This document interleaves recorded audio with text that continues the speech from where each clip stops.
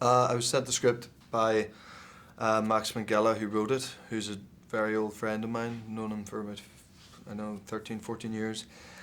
And I knew he'd been writing this for a while, and the story had intrigued me. I'd never read the book, but as soon as I read it, I called him and I was like, I want to do this movie. I just, it took me on a journey that I found fascinating, and I just thought, like, once we actually, if I'm finding it fascinating on the page, imagine how fun and cool a movie it could be. So I was sort of in from the start. I have read the book since. The character of Pascal, the doctor in the book, is played a lot older. And in fact, when I met Alex Aja, the director, after being sent the script, he urged me not to read the novel before we started filming because he didn't want that portrayal, or that the way he's portrayed in the book, to influence what I was going to do. So yeah, I didn't read it until after, but I love the book, but we've made a very different story, I think. Yeah, so I play Dr. Alan Pascal, who's a young sort of maverick neurologist who specialises in pediatric coma, and he's quite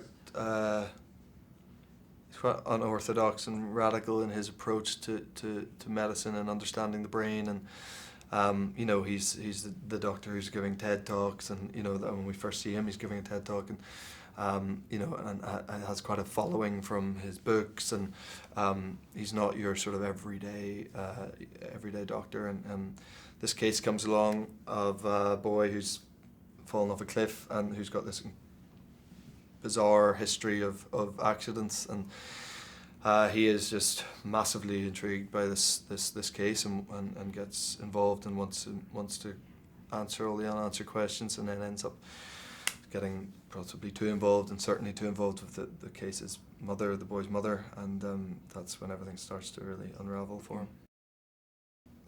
Oliver Sacks, who obviously died there very recently, was the closest sort of living example of someone that we felt we could draw from, who was a bit of a maverick in that field. So I'm actually reading his biography at the moment, but I had read other stuff of his leading up to doing the movie, because he was the only person who existed who was sort of that we felt, Alex and I and Max, that we could draw from. Yeah, so and then read up as much of sort of basic stuff that I could muster. By that, I've a lot of doctors in my family, so I got little snippets of information from them as well. But we very much wanted it to be our own sort of portrayal, Yeah, I mean, it was great. We shot the whole thing in Vancouver, where I have spent over a year and a half of my life working on various things. So I feel very comfortable there. It's like sort of second home for me and my family. And Alex he's great. He's very giving. He knows what he wants, which I think is refreshing, and not always the directors have that clear an idea. I think they do, and then they get started and they sort of go, shit, I hadn't really thought this through. But he was quite a clear idea of how he wanted things to look, and a very particular style, but he made it very easy, yeah.